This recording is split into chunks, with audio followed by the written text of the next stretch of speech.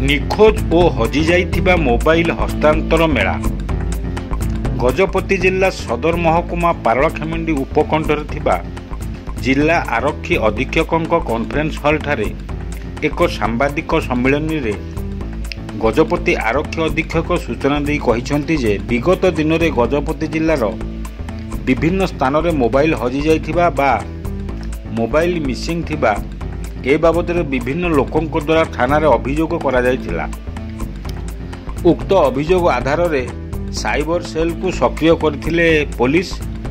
Cyber cell और विभिन्न थानार officer को नहीं एक टीम गठन करी हजि जाउथिबा मोबाइल गुडी को ट्रैक करथिले।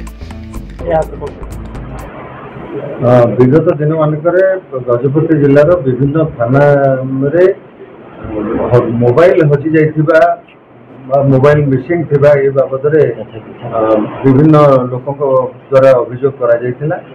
से अभियोग आधार रे आमे हमर साइबर सेल को सक्रिय करथिलु।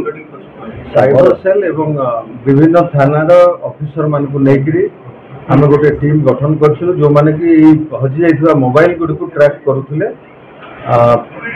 गत 2 मास मध्य आमे ट्रैक करिकरी प्राय 40 रु ऊर्ध्व मोबाइल को आमे रिकवर करिछु एवं आज से जो मानकर मोबाइल से मान को आमे आज डाकिछु से माने मध्य तांकर निज निज मोबाइल को आज आम पाखरु रिसीव करिवे एवं ये कार्यक्रम आमर जारी रही। आउरी मध्य बहुत मोबाइल गुडी को जो गुडी लोकों पाखरु हजि जाइछि बहुत शीघ्र आम सेगुड़ी को रिकवर करूँ एवं पुणी थे से लोक मान को डाकिक मोबाइल को दबू। मोबाइल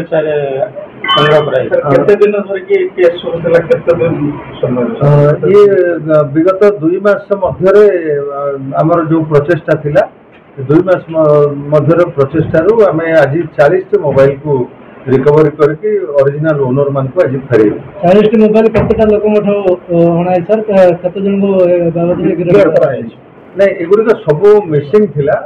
मिसिंग मोबाइल गुड़ी जो मैंने पाइक रखी से आम से संग्रह कर चोरी कर चोरी रिपोर्ट नाला कौन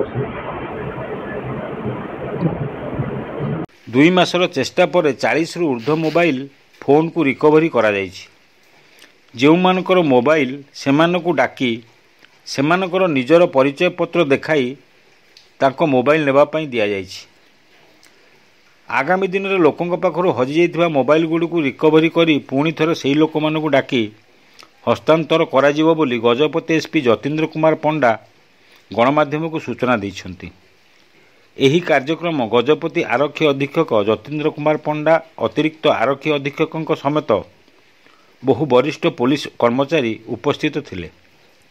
गजपति विवेकानंद बेहेरा रिपोर्ट खोला खबर टीवी।